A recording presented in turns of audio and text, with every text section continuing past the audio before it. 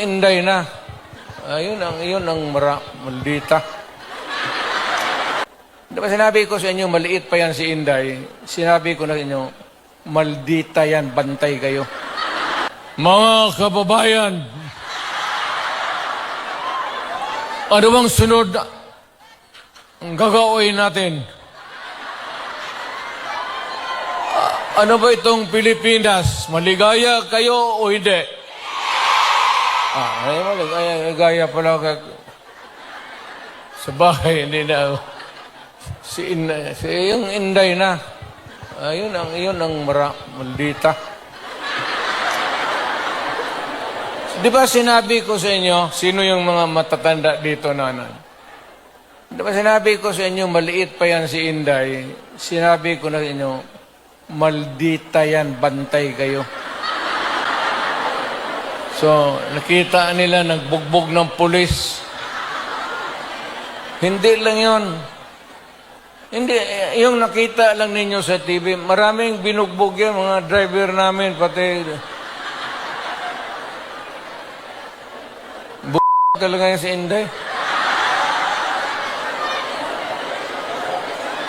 Pero kung yun ang masunod sa inyo, magsunod sa akin pagka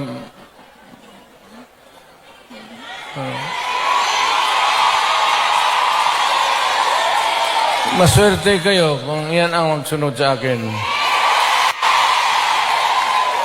Kasi malapit na tayo talaga sa gira. Mamili kayo ng kalaban. Hindi, ano yan si Inday? Bright, smart, pero mainit ang ulo.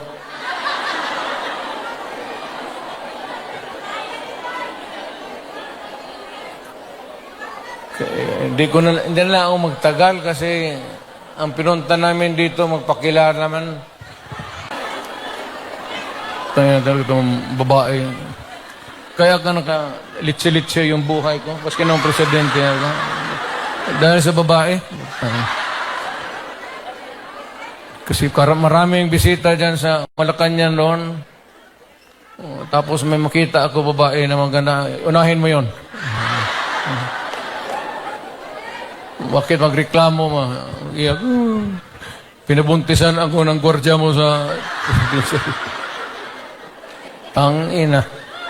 Seriously now, ano pa ba ang dapat ninyong malaman? Well, one is that we're trying really to improve the governance of the country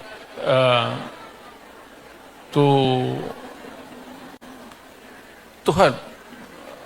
Lalo na kayo who are here working, sending the remittances, the money, to make your family stronger. I would encourage you to, number one, pray to God that you will persevere. Hindi naman tiis, pero yung mag-persevere ka sa trabaho ninyo. Hindi ako nagbibiro, ha? Hindi ako nagpapatawa. Kayong may mga asawa, keep your faith in the marriage. Huwag kayong magbitaw dyan sa temptation. You're here to help your family and do it. Do not waste it in some other things na activities that would destroy the family and destroy you.